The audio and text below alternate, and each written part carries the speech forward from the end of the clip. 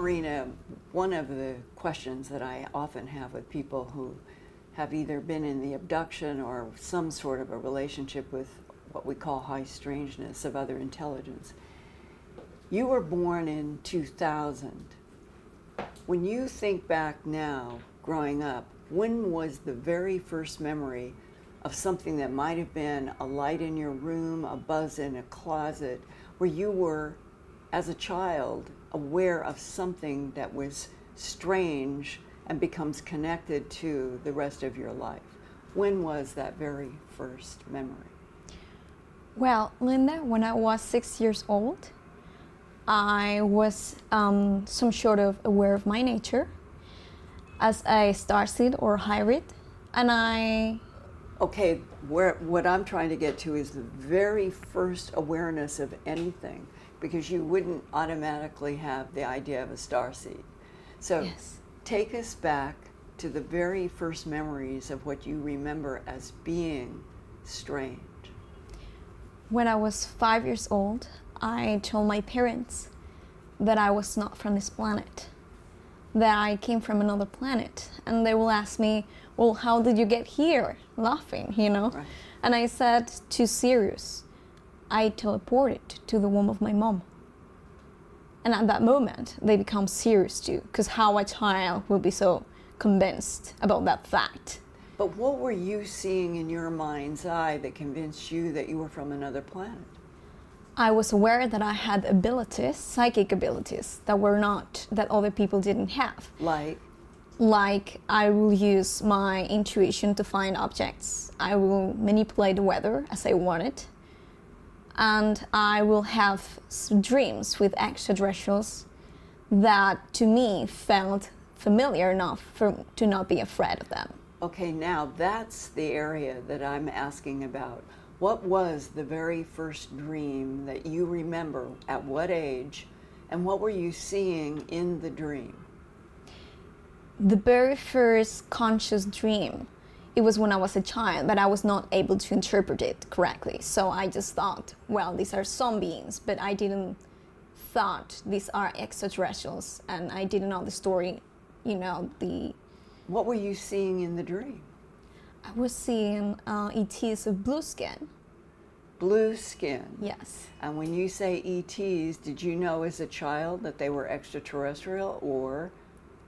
No, I didn't thought. I mean, I thought they came from another planet. Yes, but I didn't thought about them as my star family. But why, as a young child, would you even think of extraterrestrials? What did you say to your mom and dad about your I was dream? obsessed about it, and I didn't know why.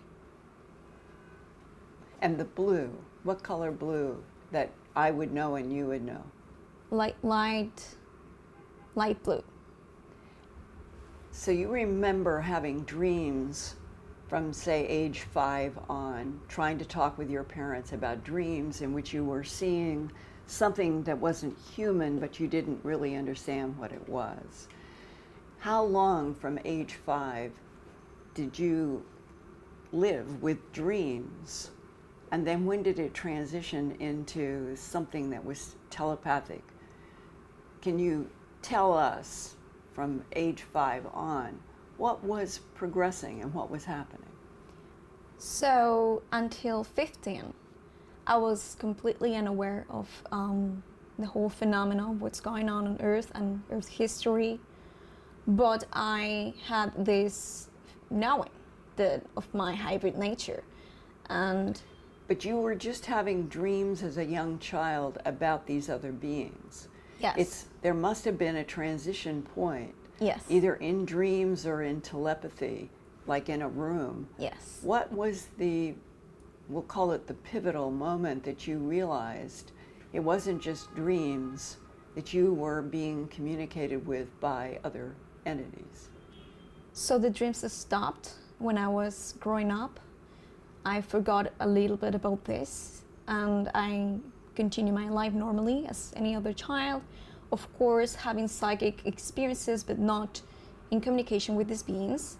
But at age 15, when my first memory came about abductions, and I started to become visited by extra-dimensional beings and have downloads of information. That's the pivotal point in which everything started to come. And what's important is at age 15, compared to the young 5-year-old having dreams, what happened? Was it a physical interaction with you in your house? How did the first relationship where you knew that you were dealing with something that was from another planet, how did that start? It started with really strong downloads of information, of really complex metaphysics and physics. Give an example. For instance, is the structure of existence, the mechanics of consciousness. And like what would have been communicated to you as a 15-year-old? I wanted to be a physicist, so I wanted to make a sense of existence. So by answering that question and questioning the evolution of humanity, if we were really like a transition from a hominid, or rather like a hybrid, a genetic experiment, that's when the heavy downloads came, and that's when I started to get questions to things that a 15-year-old will never know, not reading a book, not having read any book in her life. Can you give an example so the audience could relate? What would be the question that you would ask, and then you would start getting a download in your mind's eye, seeing images, hearing sound? What would be an example of information coming to you? Yeah, give an example so that people would understand what you mean at age 15, that you were getting a download from something related to physics of the universe. Well, I asked about God, about how is that we exist. And I got a paradox. I got an answer that is paradoxical, that says, we exist because non-existence couldn't exist, because it will be the denying of existence. And only if existence exists, non-existence could exist. And that's why there is existence. And then I asked about God. And they told me, I got the information coming from me telepathically that gave me the vision that God is an all that is force. And everything that exists are infinite frequency modulations of that same energy that we call God, and is fractalized. And the purpose behind God and the universe existing and fractalizing into infinite aspects of itself is because God, by being everything, it was nothing at the same time. So God wanted to be someone, and that's why it fractalized itself to become someone. And the only number that God could divide itself, by definition, technically, mathematically speaking, is infinite, which is an abstract number. And this whole concept that I've heard from many people in the abduction syndrome is fractals, the geometry of fractals, frequency is the essence of the universe and the essence of infinity, with the mathematical fractals always repeating. Yes. Which, in a way, it sounds like what you're talking about. Definitely.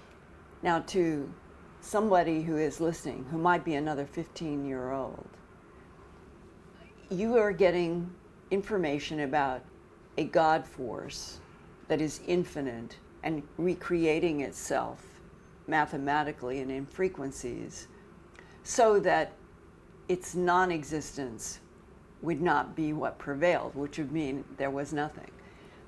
Today, we're talking in 2022, you're 22 years old.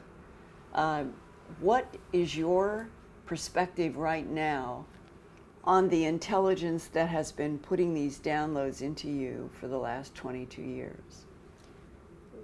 I have to say that I will divide that collective into the ones that are not agenda-based, which are all about experience, for expansion, for spiritual expansion and experience, and the ones who have an agenda, that unfortunately have been the ones that have been manipulating and controlling deeply the awakening of humanity and all these scenarios. And which type would this be and why?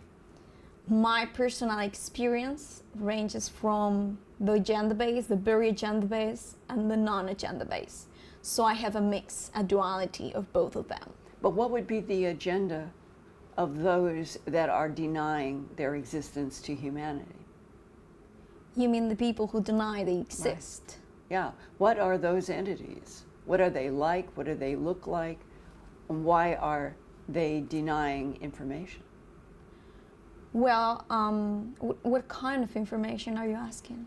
Maybe I misunderstood. I thought you were saying that you've got telepathic download from beings that are trying to show you the essence of God, frequency, and why the universe exists. Yes. And that then there are others that are trying to block that information from humans. More than blocking that information, they are using it for an agenda. They're controlling how it gets to people. What kind of information gets to people's consciousness and subconscious, which is the most important part, to then apply an agenda to that? Well, I think a lot of people, especially 22-year-olds watching, they would want to know, how do you interact with these other intelligences? Are you taken in a beam of light into a craft and facing and getting telepathic downloads? What is your relationship with the non-humans that you feel are trying to show you that the universe is related to a God force that is based on math? I mean, how does that work versus others that are trying to block? I think that I'm hearing from you, there are those that are giving you information, and you're aware of others that are trying to block all of humanity from knowing the truth. So what do they look like, and why are some trying to communicate and others trying to block? We need to understand that. So the beings that are responsible for my downloads, that explain to me all these dynamics and the structure of existence, are called Anunnaki, but there are various kinds of Anunnaki. Those specifically are blue-skinned, and they have a connection to what we will call the Celtic people from Earth. They are connected to specifically one important civilization from the past that they call Hyperborean. And they taught me history and their background. And The Hyperboreans. Yes. And their connection, the Anunnaki, is a word that the world knows from ancient history. And you are saying that you feel that who is communicating with you is a current living version of the Anunnaki. Yes, but... And they're blue-skinned. Yes. But what many people don't understand is that Anunnaki is nowadays a very general term, because it's a species made of many different races and sub-races. So even in between them, they have political conflicts, they have different mixing of genetics, they have different histories, they have different, let's say, paths of evolution. So Anunnaki is quite general, I will say. But there was a group that had ropey headdresses, elongated heads, held rods that I have been told were language communicators directly with human brains.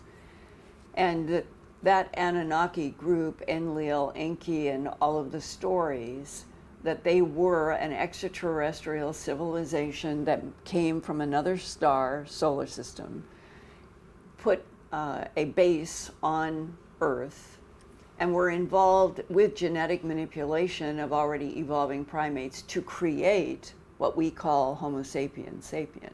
So the Anunnaki would have been genetic engineers on the Earth of different life forms. Correct. What would they want today? That's a question that can't be really asked because of what I said about the fact that Anunnakis are made of many different sub-races.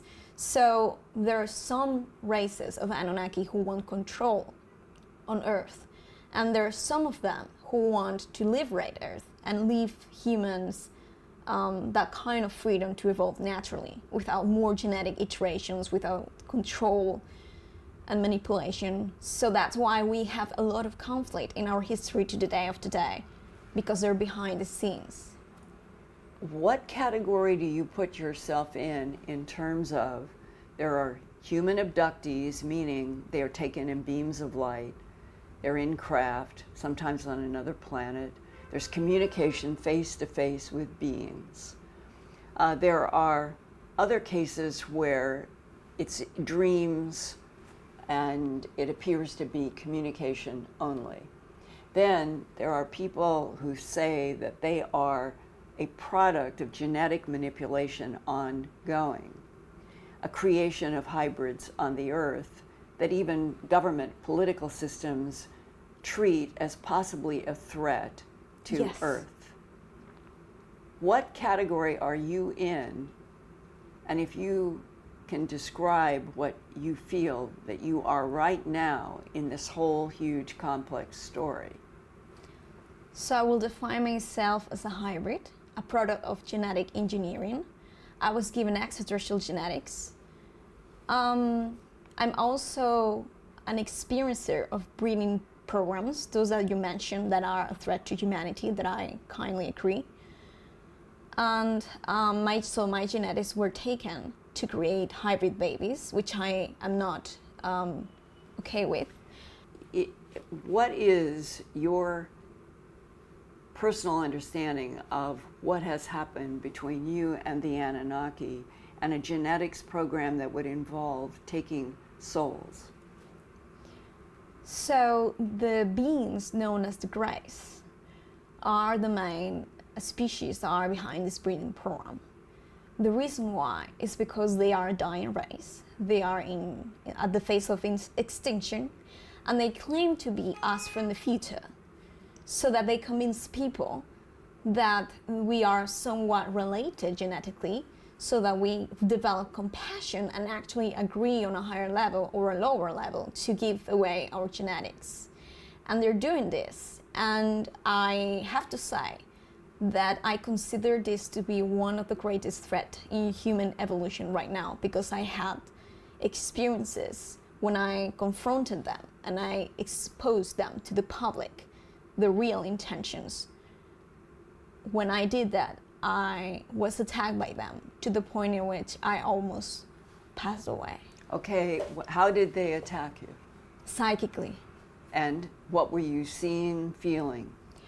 My breathing was not normal. My tension was getting way too high out of no reason. And the explanation that I got from my contact, extraterrestrial, contacts, is that there is an inner technology inside the human soul that is called the Merkaba. It's basically, in physics understanding, it's two vortices of energy spinning in different orientations. That is what creates a stable human vessel that is, available for the soul, that is great, let's say, attunement for the soul to be able to manifest itself in material form. When it spins into different directions, when it is manipulated and it's not balanced, illness, sickness, and even death can occur. And are you seeing in your mind's eye, or are you seeing in front of you in actual 3D space, grays that are overseeing a process that you associate with taking your soul to apply to them? It was astral experiences, what people will call out-of-body experiences. I will go to sleep as if it was a normal day, and my soul will get pushed out of my vessel, and I will find myself on a craft, and I will see the grays and the babies, and I will see them experiment on me. And which gray are you seeing? There are some that have pointed chins. There are some that are like an upside down pear, shaped like a U. Which type of gray are you seeing? They are about this tall. They are about 4 light-skinned. feet. Yes, and they have pointed chin and really big, large eyes. Which is completely different than the EBEN, the acronym Extraterrestrial Biological Entity, which has pear-shaped heads. Have you dealt with pear-shaped EBENs, or only with the pointed chins? With the pointed chins. And the pointed chin has been identified on Earth as being a species that many people in the abduction syndrome associate with negative. Why are the pointed chins focused on Homo sapien?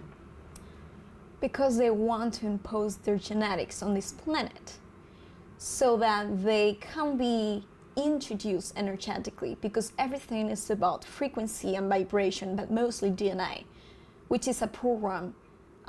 It's basically frequency patterns. It's physics.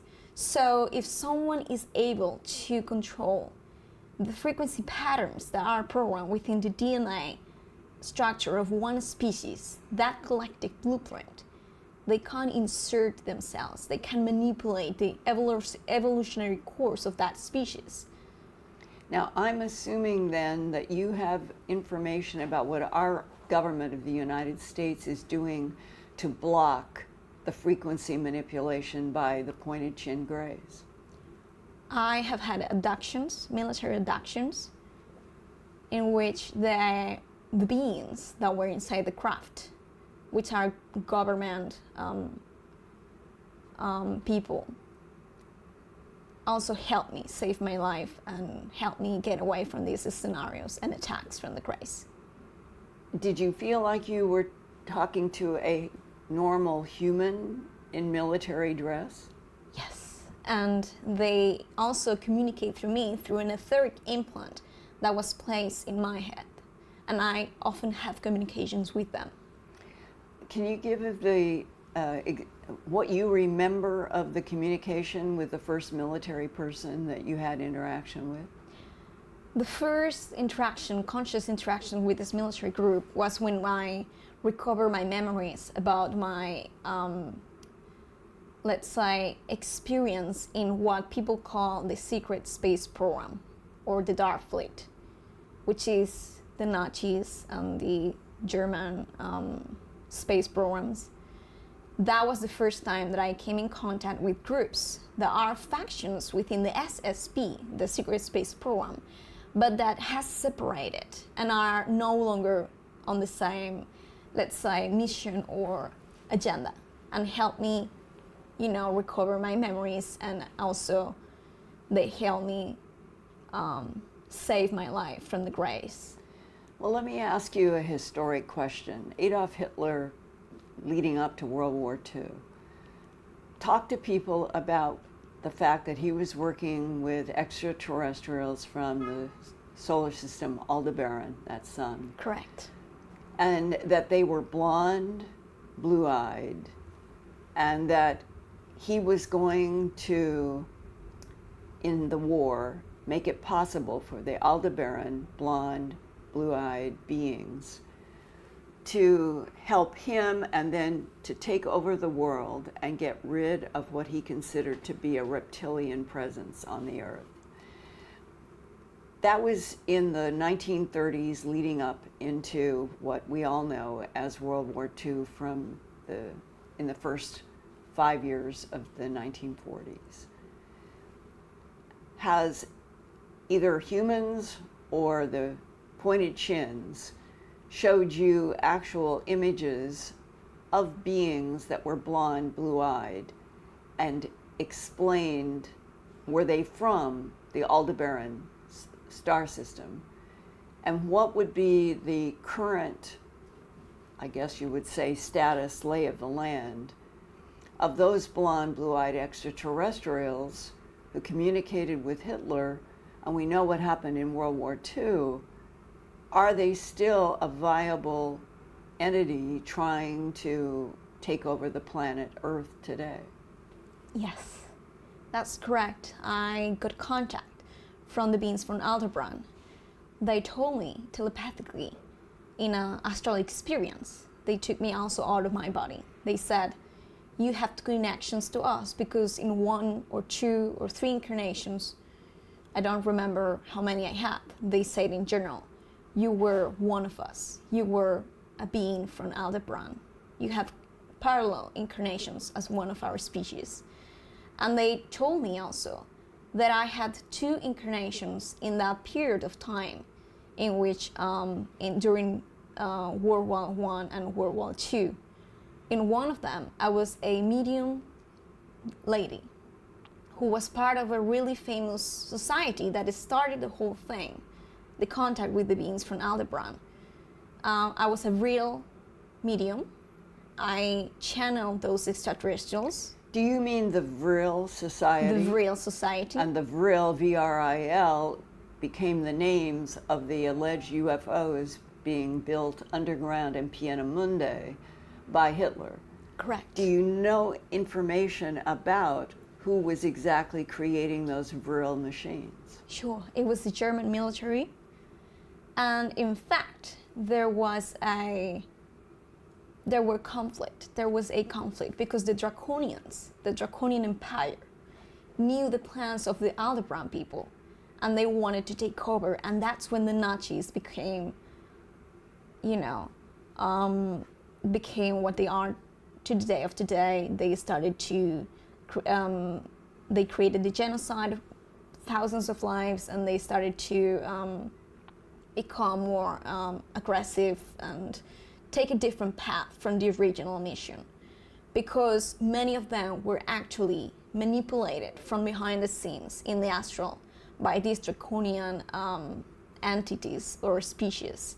And that's when they split. And Maria Orsic, who was the principal medium of that society, a blue-eyed, blonde-haired female. Yes.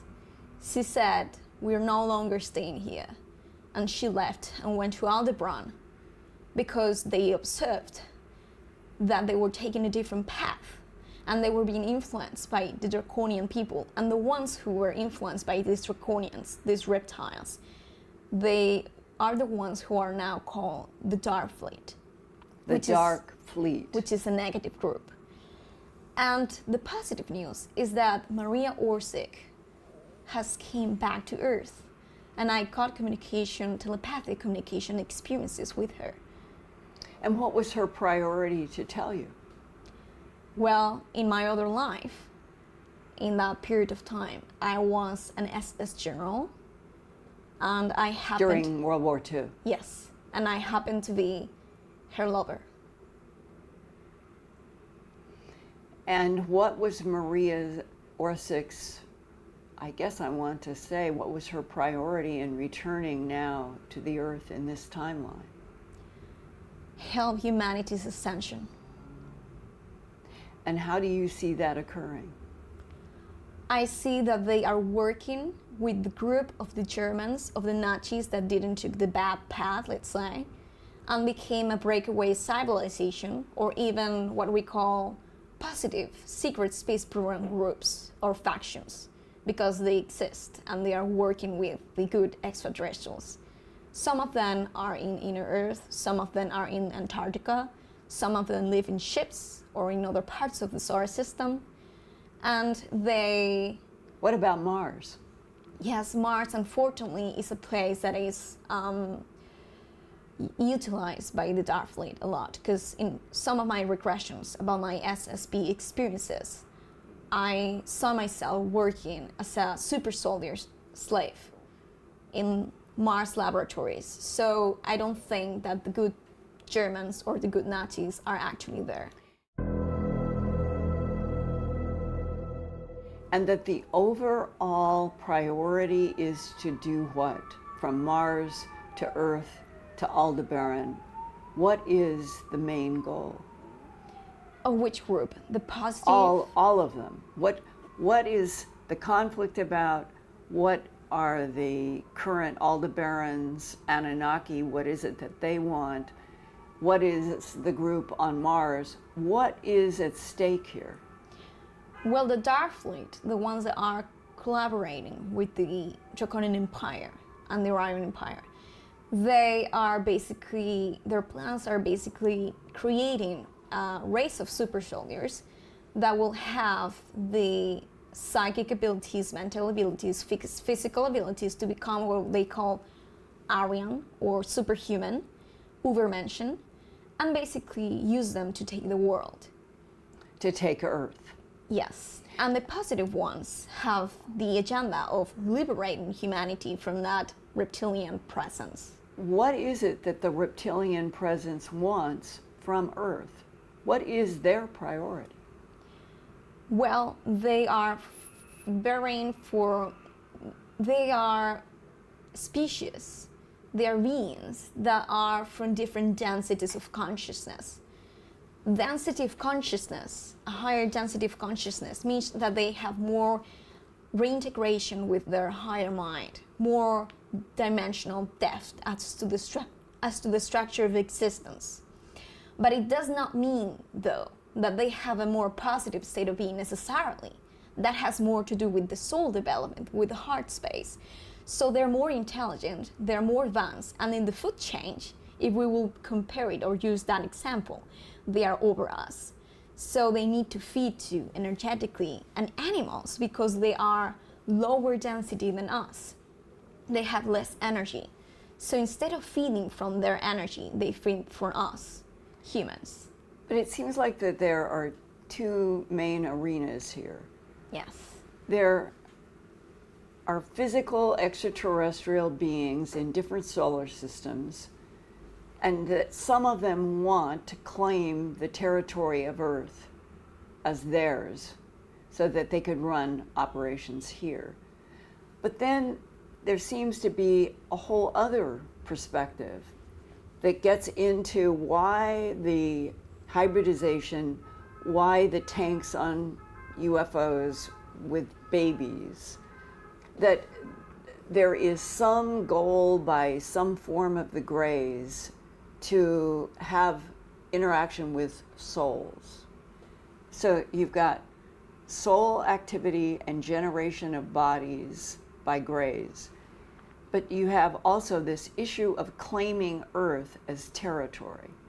And it's not really clear what is the reason that any of them are fighting each other over claiming Earth as their territory. Because they have genetic connections to us. It's a repeating cycle from, I will say, millions of years in Earth's history, in humanity's history. So they all have some small tie or connection, or even higher connection to us genetically, because they became part of the genetic massive experiment of creating the human race. And so they see that as an open door, an opportunity of imposing their genetics by, frequency manipulation, consciousness control, and by doing so, they can take over the planet itself and control the course of evolution. But I haven't heard you talk about the tall whites in the Nordics, yes, which military people and aerospace people tell me that we have, I guess, help would be the word, from tall whites and Nordics, and you haven't mentioned them. Have you had any experience with these 7 to 8 foot tall, color of chalk whites yes, and the Nordics that are blonde, also blonde and blue-eyed, making the whole complex who is who so difficult? Those are the ones that I identified as Aldebaran beings. The blonde, blue-eyed. So the ones who contacted me and tell me that I had incarnations as one of them, those were tall, white Nordics. Okay, their Nordics can be 6 to 7 feet tall with blonde hair and blue eyes. The tall whites are a completely different order. They usually are at least 8 feet tall by the time they interact with humans. They are the color of chalk. Everything is white. The hair is white, the skin is white, their clothes are white. And their eyes can be a pale blue, but they are a distinct order But it doesn't sound like you've had any interaction with them at all. And it's hard to understand the geopolitical complexities of what is happening in Earth historically and currently if we actually do have help from Nordics and tall whites working directly with our aerospace and military versus pointed chin grays or Ebens or Aldebarans. It would seem that there is some kind of discrepancy between saying we're getting help from tall whites and Nordics, but you're describing a whole mixed group that they want territory and they want souls that is not ascribed to these others. It's that complexity of agendas that don't make any sense. The Aldebaran beings that I was mentioning in my story were actually Nordic looking, as you described them to be, and the ones that are helping humanity and are working with the military. Blonde, blue-eyed. Exactly. About 6 feet. Exactly. So they're not related, they're not aggressive, they don't want to take over, and they're not related to the pointed chin grays. That's another story.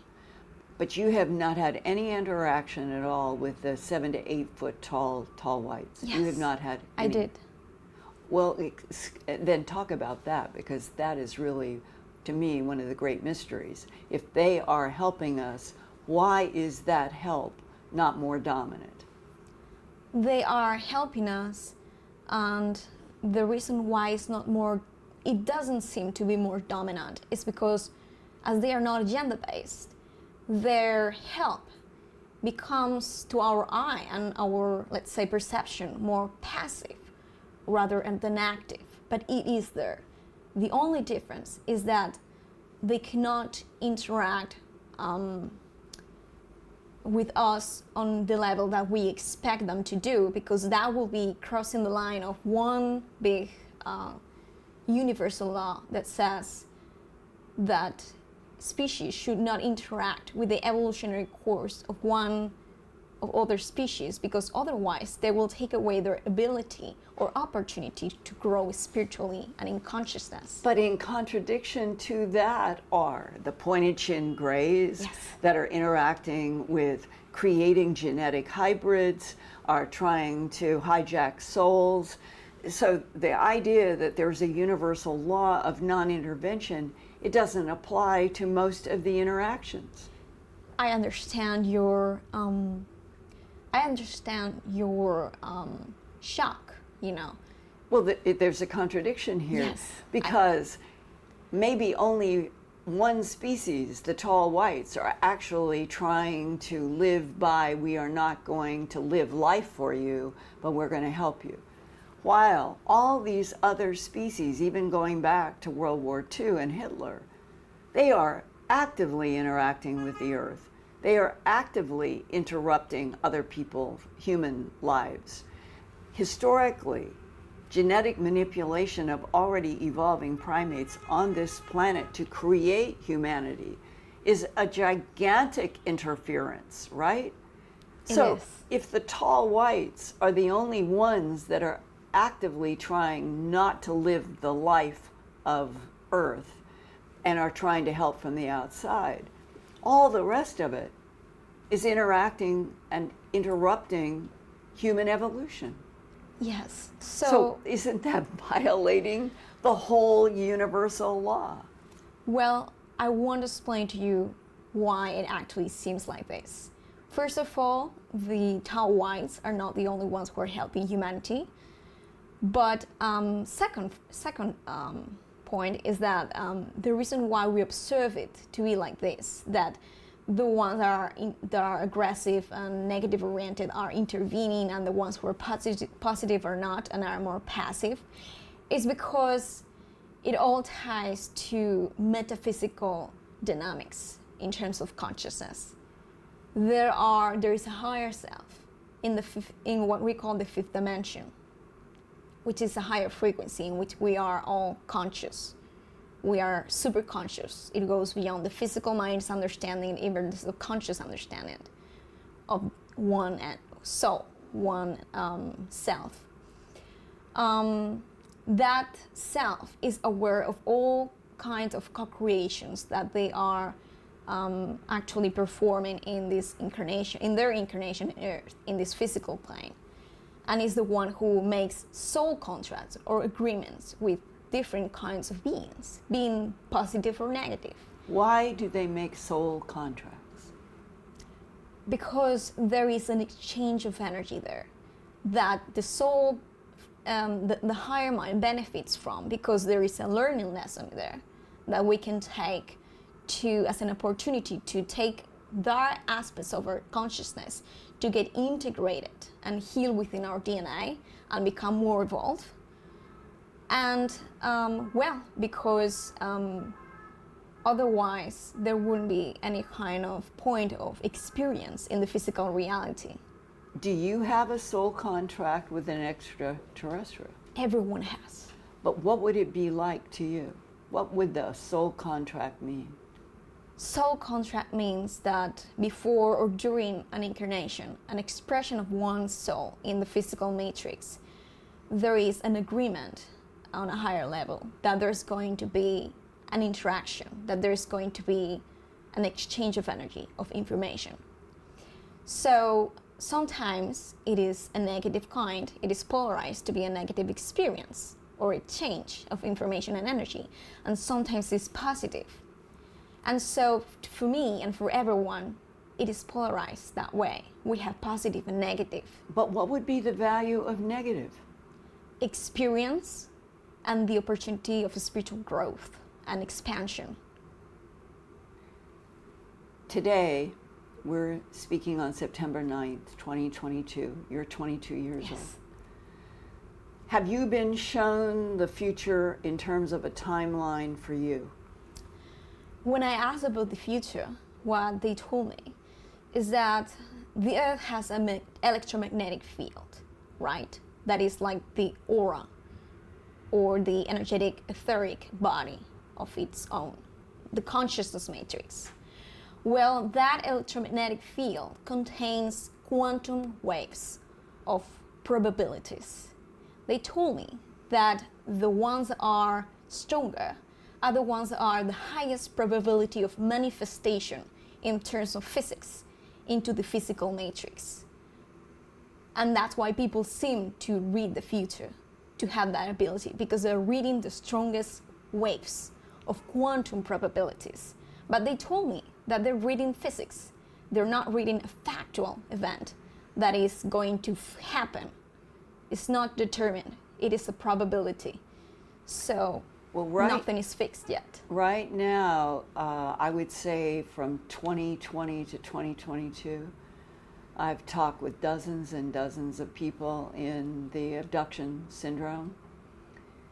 They can have positive or negative events, but all of them sense that we are headed toward some kind of huge depopulation of the Earth human population. Have you been shown or encountered any information about what is going to happen between now and 2030? Sure. So they told me that the Earth has its own consciousness, and it's shared in an interval with all the consciousness, individual consciousness that of the beings that live in it, in its ecosystems. They told me that the Earth has decided that it's going to move into a higher density, a more, let's say, evolved state of consciousness. Like a fifth dimension. Exactly. But the Earth itself, you're saying, has a consciousness, and that the Earth itself would try to make a dimensional move, as opposed to all of these conflicting entities, good, bad, and in between, that use Earth as a laboratory. Wouldn't they have more impact on what was going to happen? Actually, the negative interactions taking place are part of the process of getting to that high level of consciousness. Because consciousness, there's only consciousness. And what is unconscious is disintegrated, is what we call darkness, which is the narratives of conflicts and, negative interactions. That part is consciousness too, but it's unconscious because it's not integrated into balance, into a state of harmony with the self. So once that unconscious aspect of our collective, of the earth, of the population of humanity, gets integrated and aligned with source, with balance, then it's when we will make that quantum jump to that higher density of consciousness. So it's part of the process. And don't you want to sometimes just yell at the universe, why? Why is there conflict, death, dark? Why is the pulse of the yin and yang seemingly dominating a universe in which it would make more sense if the thought that dwells in the light were in total control, if there would not be any darkness or hate or war? Why is this not a peaceful universe from beginning to end? Because polarities. But what creates the polarities in the first place? Polarity is not a division of one element. Polarity is the disintegration of that unified element in the first place. So let's say that they create each other so that the one entity may be a being, a self, a soul, or a collective can make sense. Because without one aspect of it, being it the negative pole or the masculine or the left side brain, the logical, the other one will not make sense. Let me explain with an example.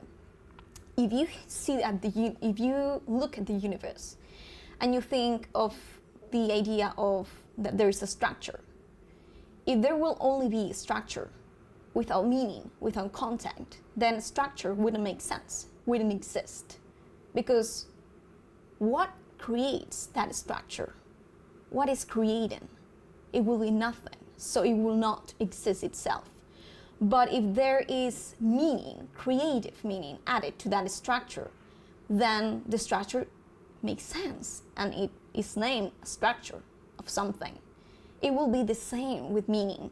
If a meaning has no structure, it cannot make sense, thus it cannot exist.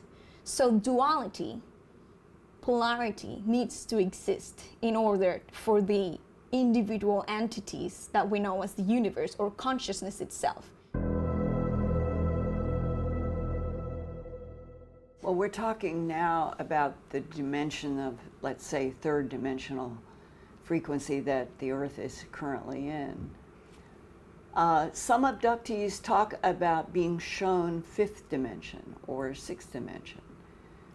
What does a different dimension mean to you, and have you been shown so that you really were seeing another dimension, and which frequency would it have been? Dimension is a place, a physical place, not like a location, but rather a physical spectrum of place in space and time, in which the frequency and vibration is fixed to a determined, tune. It has its own signature frequency. So when many people say that we're going to the fifth dimension, they're making a mistake, or they're misunderstanding a little bit the concept, the metaphysical concept. What we're doing is transitioning towards the fourth density of consciousness. Density is about state of being. It's about the evolution, the awareness of one consciousness, dimension. It's a frequency, right? Yes, it's a state of being. The difference between dimensions would be frequency, even if we don't fully understand that. That if we went to the fifth dimension, we may not be able to interact with anything in the matter world as we do now in the third dimension. It's always been confusing. How could matter beings be taken to a fifth dimension where their hands would not even be able to interact with anything that was there? That's because we're multidimensional. And our being, our bodies, have many facets, fractal facets, that are operating or vibrating at different levels and existing at different frequencies at the same time. So usually, many people talk about physical material abductions in which we actually get physical face-to-face interactions. But there are other kinds of abductions in which our, let's say, the blueprint of our physical consciousness that exists first as a holographic element gets abducted. So that way, the information that gets exchanged gets directly towards the physical consciousness without necessarily having to take the materialized, crystallized form of the physical consciousness itself. If the whole dynamic of the universe, let's say maybe the universe is 12 dimensions, and we're in third, and we hear about fifth, sixth, it doesn't really, I don't think, register with human minds, because we're in a matter world experience, and when we put our hand on a chair, it doesn't go through the chair. If we suddenly were in the fifth dimension, our hands might not be able to interact with anything, and there's that effort to try to understand what are other dimensional existences, and why do beings that interact with you and others, why do they give impressions where people will say they were trying to show me a fifth dimension or another dimension, and other humans just don't understand that at all. But in that context, to me, one of the greatest mysteries of all Earth history, who really are the avatars? The Krishna, the Buddha, Christ, Joseph Smith to the Mormons, Muhammad for Mesopotamia. Who are they really? And how do they fit into this idea that we're in a universe that is polarized between black and white? The yin and yang symbol is the metaphor for this universe. And yet there's communication to military, aerospace, and people in the abductions that there are other dimensions, and that eventually this planet might end up in a fifth dimension. But what are the avatars? Well, these avatars are actually representations of aspects, or even, I would say, archetypes of consciousness. But what is an archetype for the general person watching? An archetypal structure generally is a structure of meaning, an aspect of our consciousness. Consciousness has its own map of different aspects of itself, such as we observe in the chakra system. So an archetypal energy will represent an idea, a general idea. So that is combined even of many different ideas, like in a fractal system. So that's why we have deities even in our history, and communication and contact and experiences with what we call deities, such as... Deity is the word you would be substituting for what I'm calling the avatar. But the avatar, to me, it is a closer word, because avatar is supposed to be a representation of a spiritual and matter entity, both. And that if you look at the history of the last 2,000 years, there have been these appearances of Krishna and Buddha and Christ and Muhammad and Joseph Smith, at least those 5, with different perspectives on the essence of soul, matter, and spirit. That's why they're different. And it is in the differences of the avatars that I find confusion.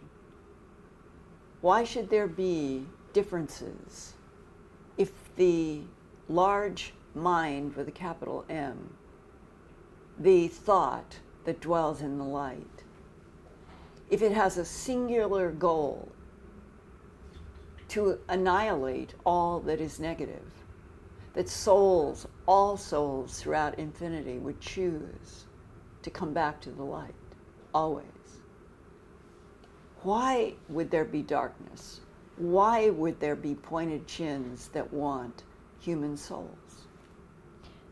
Well, avatars are actually representations of not just one archetypal energy, maybe, but rather many kinds of archetypes and even consciousness that are behind the co-creation of the incarnation and the life, the channeling of information of that, or the sharing, the public sharing and giveaway of information and service to that collective. What would control the coming of these different avatars?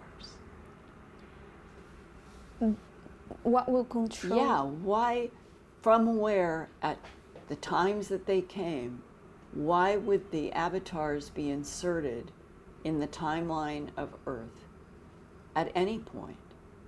What would be making that decision? And what would be the goal of the avatar? It will be the collective of the humanity itself. What would be inserting the avatar? It will be representing aspects of consciousness, such as Christ consciousness. What we call Christ consciousness is the consciousness that is aligned with Source. But what would be deciding when Krishna would be inserted, Buddha would be inserted, Christ would be inserted, Muhammad would be inserted, Joseph Smith? Is that extraterrestrial control, meaning other entities in other solar systems, or something else? It is usually our collective system on a higher level making that agreement altogether. Something tells me that this is a question, though, that you do not have an easy answer to. None of us have an easy answer. Because sometimes it's control, or sometimes there's an agenda behind those avatars, I will say. But many times those avatars are decided to be born and represent what they came to represent by the collective of humanity itself that is operating on a higher level that our physical minds happens to be not aware of. So we cannot really tell from this perspective when we decided it, for what we decided it. So it's not an easy answer for sure. Right. Have you been shown, either by entities or in dreams or telepathic thoughts that put images in your mind, have you been shown the future, that you're on a timeline and what is going to happen that you see in the future? I have been shown visions of the most probable future to manifest for me. Everyone happens to manifest their own future because we are individual consciousness, even though there's a collective. But for me, I have had visions being given to me of how I was living in a new earth in which we were working with the good guys.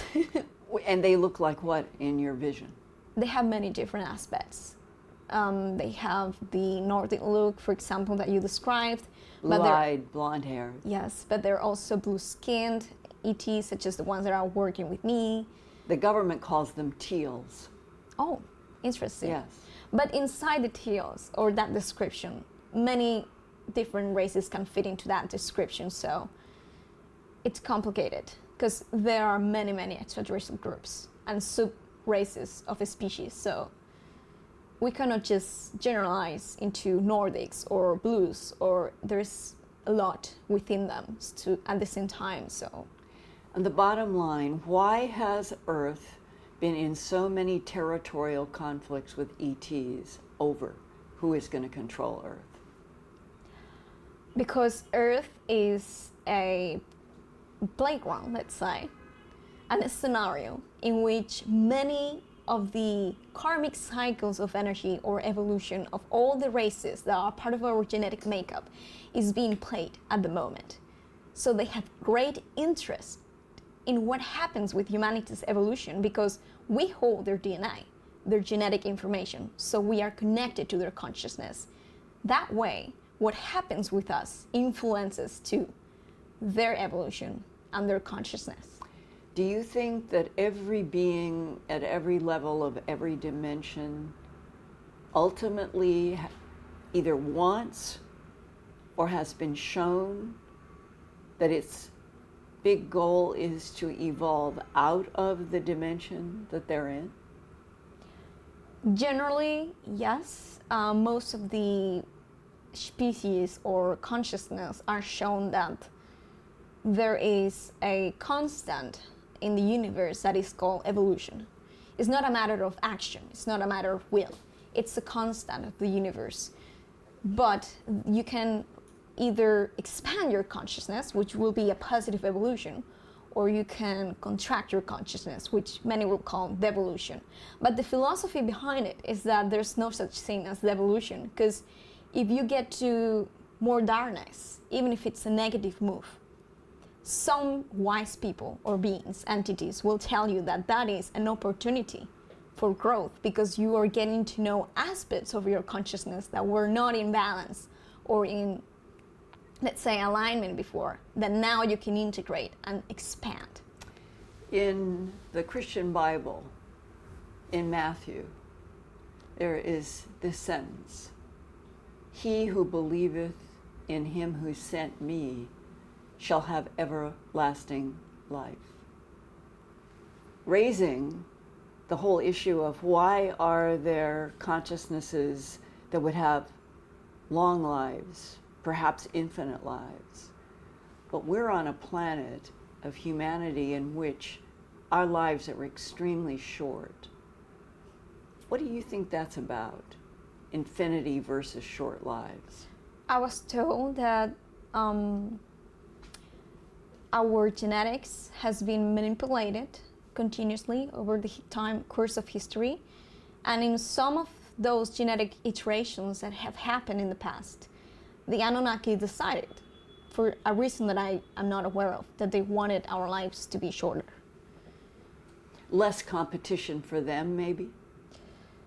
I'm unaware of the reason why they do it. I will have to channel it, but you could try yes. doing that and let me know. Yes, actually. Try now? Yes.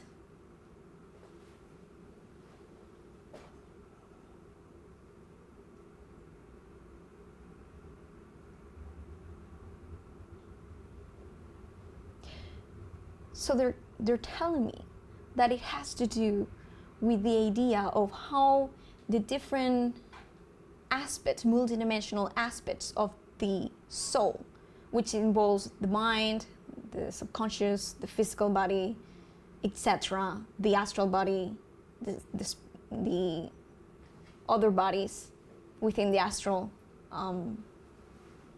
spectrum. Like the Egyptian had 9 variations. Yes. Since they grow and expand in cycles of energy, which is directly connected to numerological patterns, they are hinting me that it has to do with that, with how we get to develop all those bodies. And when it's time to, let's say, finish our experience on Earth based on how we have developed. It's not fair we have such short lives. It is, but as I was telling you before, Maria Orsic, which supposedly was born in another century, she's still alive. And the reason why she's still alive is because she was taught by the extraterrestrial beings that she's in contact with how to use this energy that we call Vril, which is the name of the society itself, to actually expand the length of your life and even heal disease and sickness. Well, see, the tall whites are supposed to be able to live for 800 years. They've communicated that. That comes from people who have dealt with them in the military and the aerospace. And then I was told this intriguing fact, that even though they were made to live 800 years, and then they could manage solar systems better, that they choose to pass out of their body at around age 500. Nobody has explained why that would be. Have you heard of anything like that, where there would be long lives, 800 years, but the beings themselves would choose to pass out of matter existence earlier. Yes, it has to do with, similar to what I was explaining about patterns of of energy and time. Every year, for example, is a cycle of evolution, of transformation, of expansion. So this all has to do with the cycles, that goes inside the soul, of expansion, of transformation, of evolution. So depending on how they have structured the idea or their concept or perception of a space and time, they may have decided collectively that they want to pass out at 800 years from human perspective, because they consider that it's enough revolutions or patterns of time, of frequency, cycles, not patterns, sorry, cycles of energy. And if that's true, then what you're implying is that our creation, with less than 70-year lives, it almost seems punishment. It depends on every individual's perspective. But yes, I think one should be able to live longer. But actually, people like Maria Orsic is showing us that it is possible if we get to a point of enlightenment, or let's say a further evolution in which we're actually able to manage this universal energy that they call Vril, to extend our lives to a longer length. But it's currently, as I understand it, it is purely philosophical, because I don't know anyone who has ever seen proof that, let's say, Maria Orsic or anybody from World War II had extended lives in Aldebaran. And that's one of the problems with all this. It's so inaccessible to the general Homo sapien, and that it sounds like all philosophy. And what would you say to people listening about the physical reality of other beings in other solar systems in this universe versus Homo sapien on Earth? Well, if they are from a different density of consciousness or dimension, the common interactions with objects will be the same that we are actually experiencing in our own reality. Because actually, in terms of physics, when we touch something, we're not really, our atoms inside our bodies are not really touching, let's say, literally, the atoms of the object itself. There is an electromagnetic repulsion. So because everything is energy, if we're talking about another dimension, a higher frequency, even if it's higher and less dense, less material, it doesn't mean that that electromagnetic repulsion is not happening. So it wouldn't pass through it. It will actually touch it. If the object is at the same, let's say, frequency signature in terms of dimension. But if you change the distance in atoms, yes, the slightest, then our hand would pass through. Yes. And that is another aspect of all of this that has always been a challenge to me as an investigative reporter, interviewing so many people in the abduction syndrome, in which they are describing their own awe at being floated through a room, floated through a window, floated through a ceiling, and they are aware that they are in some form that they think is their body, but it has the ability to go through a ceiling or a window. Yes. And that implies that the intelligences that abduct humans have the ability to control the distances of atoms and molecules. What's happening is that they are abducting the holographic blueprint of that physical material consciousness of ours. So because that hologram is made of light, it's not materialized or crystallized into this density, this level of density, it's vibrating on a higher frequency. Therefore, this third-dimensional physical object, we will be able to pass through it with our hands, because that holographic blueprint of our body is at a higher rate. So there's no interference, let's say, in terms of electromagnetic waves. And finally, what is it that you think happens at the moment of death for Homo sapien? There is a reintegration with what we call the higher mind, but it happens, how it develops or how we get to that point, it's totally unique for everyone, because it's based on your belief system, a combination of your belief system, your experience, your connections, your decision on a higher level. It's a mix of many different things. Do you think reincarnation is real? It is. What is your definition of reincarnation? It's when the soul has decided to move its perspective or point of experience into a, let's say, parallel incarnation of its own on the material or physical matrix. It's not linear, because everything is happening at the same time, in the same now. There was a U.S. Air Force captain who was at a crash retrieval site in 1949. This is different from the 47 Roswell. This is different. But it was in the same region. And he had a telepathic exchange with one of the bodies lying in the craft. And it was as if the being not only was putting images in the Air Force captain's mind, but he felt like his entire face and everything was being pulled. That's how he found this being in the crash. And ultimately, he was assigned to stay with this being at Los Alamos lab for security until the being died on June 18, 1952, of unknown causes. And for about 3 years, every single day, the Air Force captain would come in front of a 16-millimeter camera, vast archives of this somewhere in the United States. And he would ask the being questions that he'd already prepared, and the being would do a download and it would be recorded. And one of his questions to the being that I was given is reincarnation real?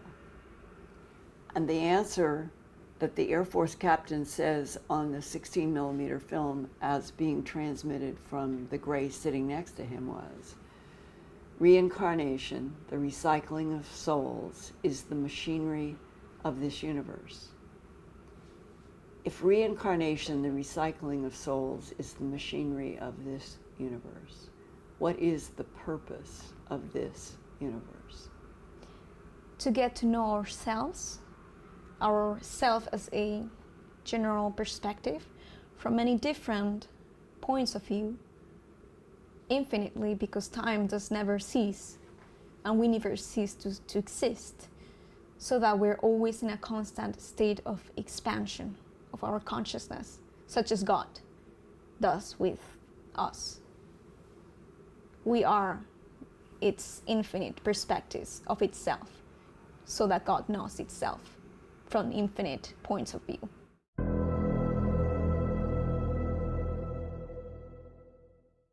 When you look back in your 22 years, do you have a kind of list of non-humans who have interacted with you on a regular basis? Yes. I have interacted with beings known as Arcturians from the Buddhist constellation. And what do they look like? They have large head, dark blue purplish skin color. Any hair? No.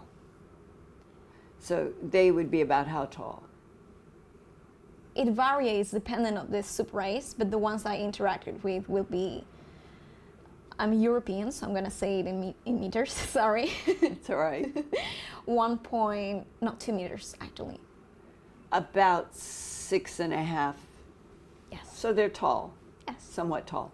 No hair. a kind of purplish skin with very large heads, and those are Arcturans. Yes. Now, what would be two others, maybe? Two other groups? Other groups? Yeah, beyond the Arcturans. Andromedans. And what is their physical description? They usually have blue skin, but some of them can be human like us in terms of appearance. The ones I interacted with mostly were blue skin too. And others will be the Nordics from Aldebaran. And others will be the Reptilians, others will be the Greys, and others, the most predominant, I will say, are the blue skin Anunnakis from the Capricorn constellation. And that the Nordics are the blonde, blue-eyes that have this complex that if they were working through Hitler during World War II, you would think they would be an enemy, wouldn't you? At the beginning, Hitler was part of that positive agenda. But unfortunately, there was a negative influence on his avatar, and he took a path in which he actually started working with this draconian empire. But firstly, and that's why the Germans and the Nazis split into different groups, but originally he was working with the Aldebaran beings, and actually many people claim that he is an avatar of one Indian deity called Vishnu. Today in 2022, near the end of the year, what would you say are the dominant extraterrestrial biological entity groups on Earth right now? Can you repeat the question, please? Yeah, in the end of 2022 as we're speaking, how would you describe the extraterrestrial biological entity groups that are on the Earth right now? Some of them are human, very human looking and very inoffensive. Some of them are not human looking, but they take a holographic, let's say, appearance of a human body. They're using holoform holography. Exactly. But where would they be from? Many different places, such as Orion constellation, Pleiades, or Sirius. And these groups would be here now because why? Depending. Some of them are here for experience, for exchange of information, for assistance of our evolution, but some of them unfortunately are here for an agenda.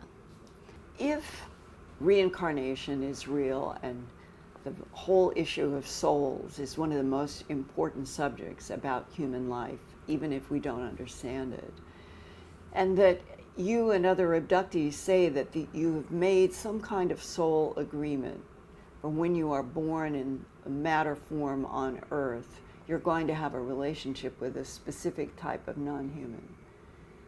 And then some people reach a point and say, I don't want this agreement anymore. What is your reaction to your soul agreement with the blues or the Nordics that you have? Well, I'm happy with the agreements with these positive beings, but I'm obviously not happy with the agreements with the Greys and their breeding programs and agendas. So at the beginning, when I started sharing my story in the community, many spiritual people will be using spiritual teachings or metaphysical knowledge to justify or even romanticize the idea of being taken and being abused, to do this kind of breeding programs and agendas, and they will even state that it was for the best of humanity. And so I decided that I do not want to be part of the Grey's breeding program, because I believe humanity can evolve naturally, organically, without genetic manipulation from one specific grey species. So there was a point in my life in which I said no. And so many people came to me and said, well, you made an agreement, you know this knowledge, you know that you on a higher level agreed to this, so there's a soul contract. Now you have to experience and grow past that and accept it. And I said no. You know why? Because we are in constant creation. We are creators. We are creator beings. We are in constant control of our own life. We are responsible for our own existence and our own creations and the creation of our reality. So we have the right to say, I no longer agree with this agreement. I no longer agree with this soul contract. I want to change it. I want to break it. You can do it because you are sovereign, you're free, you are from source. Everyone is at the same level. Nobody should be on top of you. So I responded to them that actually you can't change it. It is possible because you are creator too. So there needs to be less spiritual bypassing in the community and more understanding that we need to get to that phase of rebellion as a whole species and say, we are sovereign, we can say no, we can recreate contracts in the now moment because the power of creation lies in the now moment. Did you get a counter argument from the beings that you were making that presentation to? The Greys, for example. What did they do?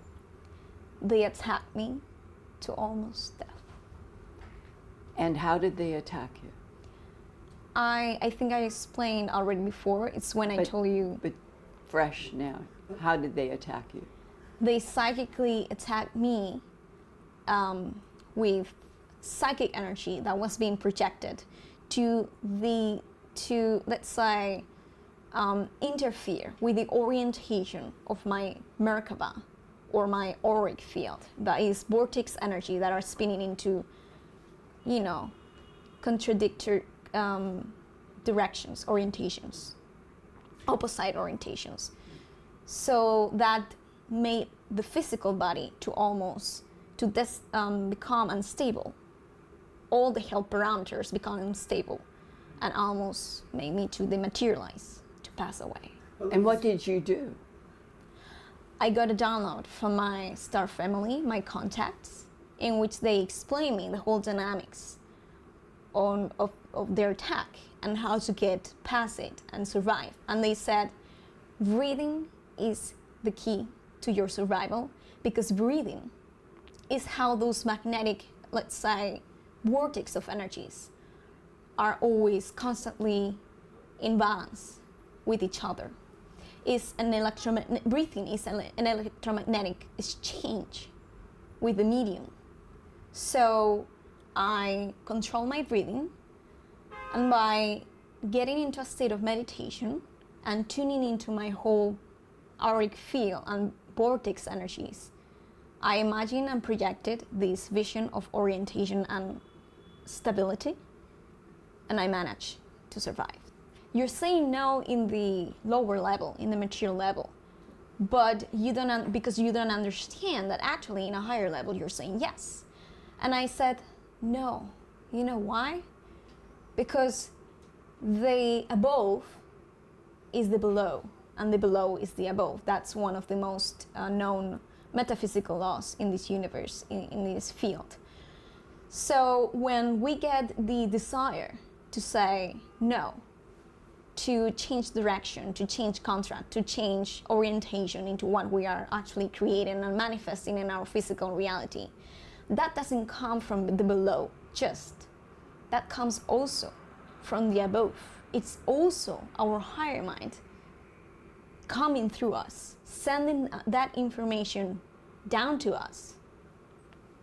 So there's no separation between the 5th dimension and the 3rd dimension. There is only a disintegration of perception, but there's no separation. We are always collaborating with it on a multidimensional dynamic. Except that humans have been abused for the last 45,000 years since that crossfade with Neanderthal in this way. We have never been told the truth about our existence in a universe with a myriad of consciousnesses and extraterrestrial biological entities. And that means then that humanity in its evolution from Homo erectus into a lot of different forms and coming up to Homo sapiens sapiens has literally been abused by denial of information about the evolution of soul. And until that is, I think, affirmed, humanity is never ever going to be totally free to evolve. To be honest, what I've been told, a secret that not many people know, that I've been told about human history that ties to that question, is that the fall of Atlantis was, let's say, caused on purpose, because at that level we were at the degree of being superhumans, which means that we were this close to becoming free and sovereign from those beings.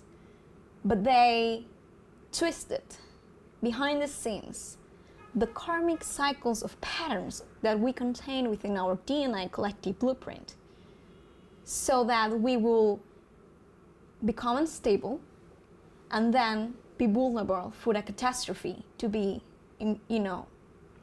manifested in our physical matrix and wipe us out and separate us into different directions. Some of them went to Antarctica and to inner Earth. And those are the beings that we call the inner Earth beings.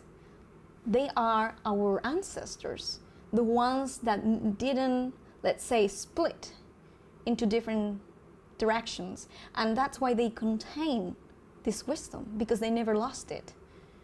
And the purpose behind the ones in the surface being,